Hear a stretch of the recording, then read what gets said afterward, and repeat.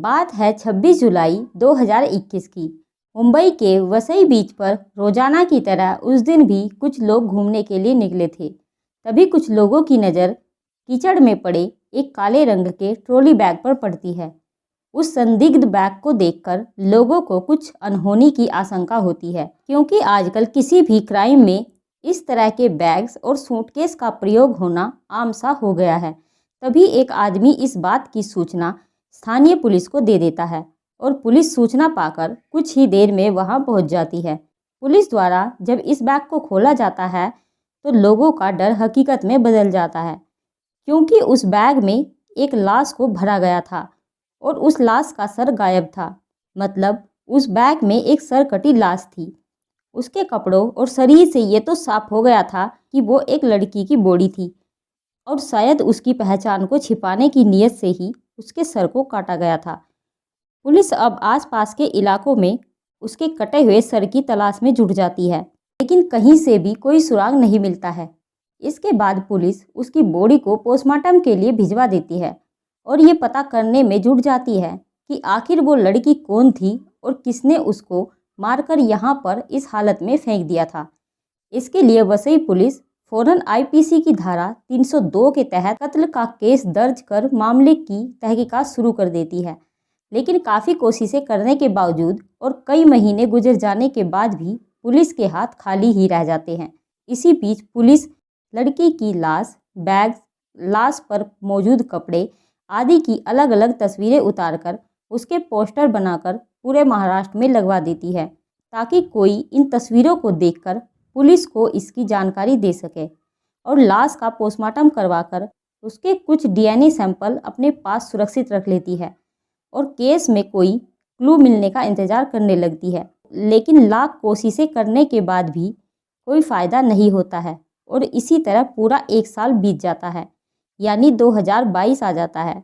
तभी एक दिन अचानक एक आदमी पुलिस स्टेशन में दाखिल होता है और अपनी भतीजी की गुमशुदगी के बारे में बताता है और कहता है कि साहब, मेरी भतीजी पिछले एक साल से गायब है और मेरी उससे बात नहीं हो रही है। पुलिस उससे पूछती है कि पिछले एक साल से तुम्हारी भतीजी गायब है और तुम आज उसे ढूंढने आए हो, वो भी एक साल बाद। इसके बाद वो आदमी जो कहानी पुलिस को बताता है उससे पुलिस भी हैरान हो जाती है। वो बताता है कि उसका नाम जावेद शेख है और वो कर्नाटक के बेलगांव का रहने वाला है। उसकी भतीजी का नाम सानिया शेख है। सानिया के माता पिता नहीं है, इसलिए जावेद ने ही उसकी परवरिश की और पाल पोस कर उसे बड़ा किया था। और सानिया शेख की शादी मुंबई के नाला सोपारा के रहने वाले आसिफ शेख से कर दी थी। शुरू में जावेद अपनी भतीजी से हमेशा बातें करता रहता था, लेकिन पिछले कुछ एक साल से वह अपनी भतीजी से बात करने की कोशिश कर रहे थे, लेकिन बात नहीं हो पा रही थी और फ़ोन भी स्विच ऑफ आ रहा था।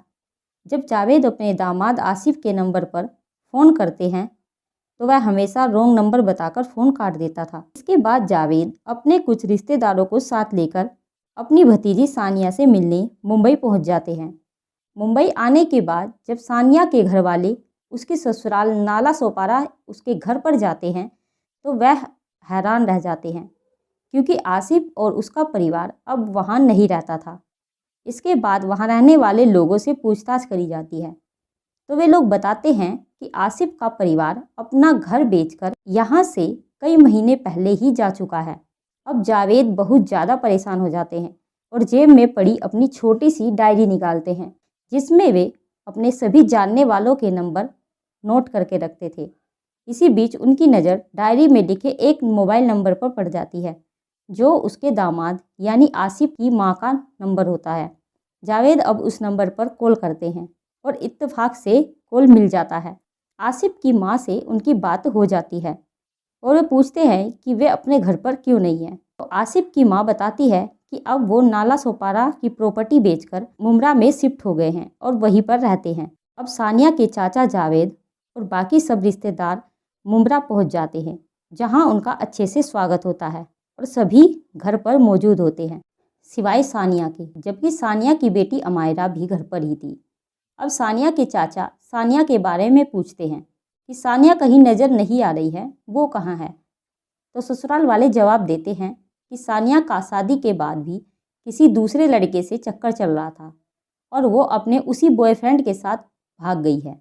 ये बातें सुनकर लड़की के घर वालों के पैरों के नीचे से मानो जमीन खिसक जाती है और उन्हें बड़ा ही धक्का पहुंचता है और उन्हें यकीन नहीं होता है कि उनकी बेटी ऐसा भी कर सकती है। अब सवाल ये भी था कि अगर ऐसा ही था तो फिर ससुराल वालों ने इस बात की जानकारी उसके घर वालों को क्यों नहीं दी और ना ही पुलिस में इसकी शिकायत की। इन सब बातों को देखकर साफ हो रहा था कि कहीं ना कहीं कुछ गड़बड़ जरूर है और ससुराल वाले कुछ ना कुछ छिपा रहे हैं। इसके बाद सानिया के घर वाले पुलिस में शिकायत दर्ज करवाते हैं और शक के तौर पर सानिया के पति आसिफ का नाम लिखवाया जाता है। अब 29 अगस्त 2022 को सानिया की गुमशुदगी की रिपोर्ट नाला सोपारा के अचोल थाने में लिखवाई जाती है और मामले की जांच शुरू की जाती है। इसके बाद अचोल पुलिस आसपास के थानों में पिछले 1 साल से जितने भी मिसिंग केस और अनसोल्ड केसेस हैं उनकी जानकारी लेती है और तहकीकात शुरू कर देती है। इसी बीच सूचना पाकर वसई पुलिस 1 साल पहले मिली एक सरकटी लाश की जानकारी अचोल पुलिस को दे देती है और साथ ही उससे जुड़े फोटोज, कपड़े व डीएनए सैंपल भी दे देती है। इसके बाद अचोल पुलिस सानिया के पति व ससुराल वालों को ये तस्वीरें और कपड़े दिखाती है, पर वो लोग इन्हें पहचानने से मना कर देते हैं। लेकिन जब यही तस्वीरें पुलिस बेलगांव से आए सानिया के घर वालों को दिखाती है तो वे लोग देखते ही पहचान लेते हैं कि ये उनकी बेटी सानिया की ही लाश है। घर वालों ने कपड़ों से भी सानिया की पहचान कर ली थी क्योंकि उन्हें सानिया के पहनावे का अच्छी तरह पता था। इस तरह पुलिस अब साल भर पहले मिली सिरकटी लाश का पता कर चुकी थी, लेकिन अभी भी बड़ा सवाल यही था कि आखिर सानिया का कत्ल किसने और क्यों किया। अब पुलिस ने सानिया के चाचा की शिकायत पर सबसे पहले उसके ससुराल वालों से ही पूछताछ शुरू की। ससुराल वालों ने पुलिस को भी वही कहानी सुनाई जो उन्होंने सानिया के चाचा को सुनाई थी, यानी सानिया के अपने बॉयफ्रेंड के साथ भागने वाली कहानी। और जब कत्ल का पता चला तो वे हैरानी भी जताने लगे। लेकिन अब सानिया के घर वालों के साथ साथ पुलिस को भी उनकी बातें हजम नहीं हो रही थी। उन्हें भी लगने लगा था कि हो ना हो इस कत्ल में सानिया के ससुराल वालों का ही हाथ है। लेकिन पुलिस ने अभी भी किसी को भी गिरफ्तार नहीं किया और मामले की गंभीरता को देखते हुए पूरी तफ्तीश की। पुलिस ने सानिया के पति आसिफ और उनकी बेटी अमायरा के डीएनए सैंपल कलेक्ट किए और सानिया की लाश से उसका डीएनए सैंपल पहले ही लिया जा चुका था। इन डीएनए को मैच किया जाता है और अमायरा का डीएनए सानिया से मैच कर जाता है। डीएनए की रिपोर्ट से ये साफ हो जाता है कि 1 साल पहले वसई बीच पर मिली वो सरकटी लाश सानिया की ही थी। अब ये पूरी तरह साफ हो चुका था कि सानिया का 1 साल पहले ही कत्ल किया जा चुका था, लेकिन कातिल को पकड़ना अभी बाकी था। पुलिस ने एक बार फिर से सानिया के पति को पूछताछ के लिए बुलाया और उससे पूछताछ शुरू की। उसने पहले तो पुलिस को तमाम झूठी कहानियां सुनाई, लेकिन जैसे ही पुलिस ने उससे सख्ती दिखाई तो वह टूट गया और उसने कबूल किया कि उसी ने अपने घरवालों के साथ मिलकर अपनी बीवी सानिया की जान ली थी और उसकी सिर कटी लाश वसई बीच पर फेंक दी थी। लाश की पहचान ना की जा सके इसके लिए सानिया के सिर को खानीवाड़ी की खाई में फेंक दिया था। जब पुलिस आसिफ से सानिया को मारने की वजह पूछती है तो वह पूरी कहानी विस्तार से सुनाता है और उसके द्वारा जो कत्ल की कहानी सुनाई जाती है वो वाकई में बड़ी खौफनाक होती है। आसिफ बताता है कि उसकी एक बड़ी बहन है जिसकी शादी कई साल पहले हुई थी, लेकिन कई सालों के बाद भी उसे कोई बच्चा नहीं था, जिसके कारण वह परेशान रहती थी।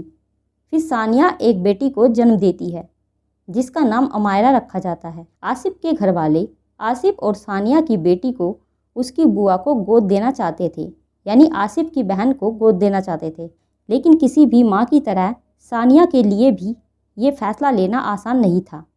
उसने अपनी बेटी अमायरा को खुद से अलग करने से मना कर दिया और बस यही वो बात थी जिसने पूरे ससुराल को सानिया का दुश्मन बना दिया।